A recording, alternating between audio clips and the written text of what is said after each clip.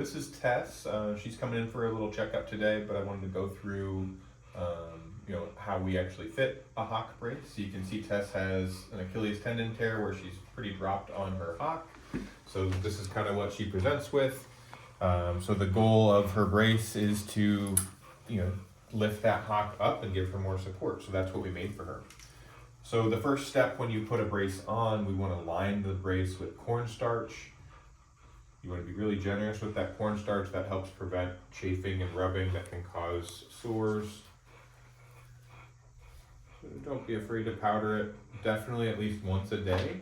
If you live in a humid climate or it's been really wet, applying powder more often can be really good. You can shake the excess off in the sink or over a trash can. I'm just going to let it kind of rub itself in as we put it on her leg. So if she's standing already, that's the easiest way to do it. But if she's laying down, that works really well too. So I like to just put the shoe or put the boot behind her, and then we're going to gently lift up her Hock. I want to try and slide her toes in first. If you notice, I'm kind of getting my thumb right in line with where that first strap is going to go.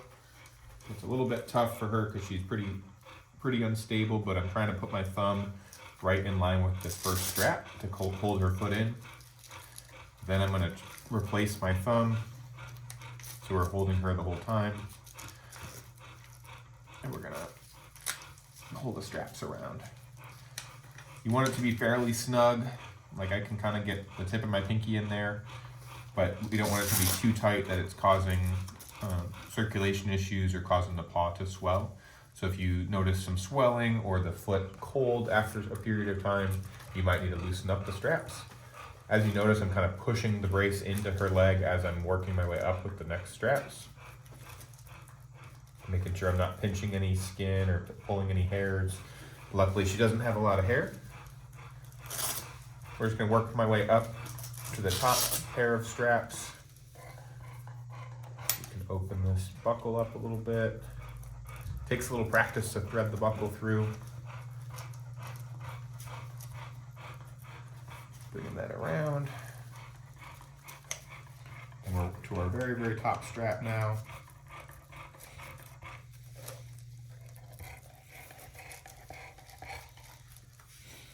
And that's how her brace would go on. I want to kind of highlight where Tess's toes are. This is a good length for her. If she wants to sit, she can. We're okay. You want to sit down? So this is a good length for her. You can see the nails are just at the tip of the paw plate. If a little bit of nail comes over, that's okay as well. The nails can be trimmed. The toes obviously themselves aren't going to go any shorter. But if the paw plate is excessively long, like if I kind of push her down in here as if she was weight bearing, if the paw plate was more than about a 1/4 inch beyond the nails, it may need to be trimmed, which you can use the same marker or a pen and kind of draw the shape that the toes sit in. Again, I like to do that after we've done some walking and making sure that the toes have kind of settled and spread into place. You can see with her laying here, it looks like there's more room than it is, but when she stands up and is actually weight bearing in the brace, we know that length is just right. Taking the brace off is really the reverse of putting it on, which is pretty easy. We're going to start from the top.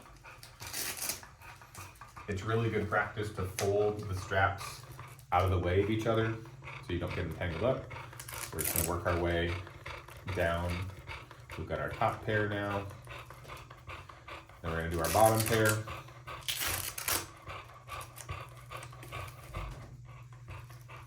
Fold everything out of the way.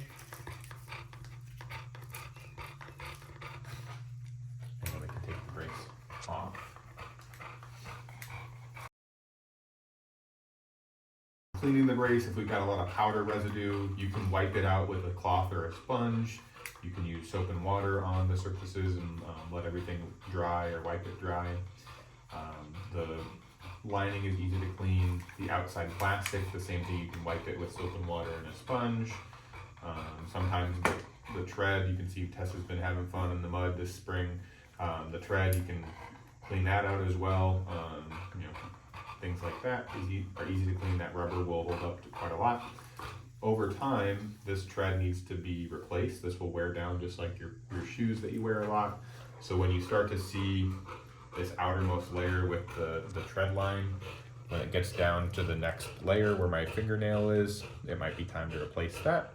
Oftentimes it will wear from the heel or the back of the paw to the front, but if there's uneven wear, we may need to make some adjustments, so pay attention to the wear. And then as far as cleaning the straps themselves, use a little wire brush to keep the Velcro clean of her hair, or just something you might use to clean little bits of things, but a little wire brush works really well. And then on the inside as well, the paw pad here, when we first send these out, it's a foam layer that sometimes can get torn by the nails. So then when we do the soling, usually we replace it with another type of material. So this is another different foam underneath with some leather as a top cover that holds up to the nails a lot better. Periodically check your screws, make sure those are tight. Other than that, they're pretty easy to maintain. Besides cleaning the straps, cleaning things like that, sometimes the straps themselves do need to be replaced if the Velcro doesn't hold anymore. Tessa's has a little customized modification. We've got 2 holes in her straps, but your brace will have 1 hole in the strap. You can replace the straps at home with a screwdriver and just give us a call if you need them. Similarly, the pads themselves most often just needs the sheepskin replaced as it bottoms out. So that's easy to replace. We can send that to you. Or if the entire pad itself needs to be replaced, it just slides off the strap and we can send you replacements of those as well.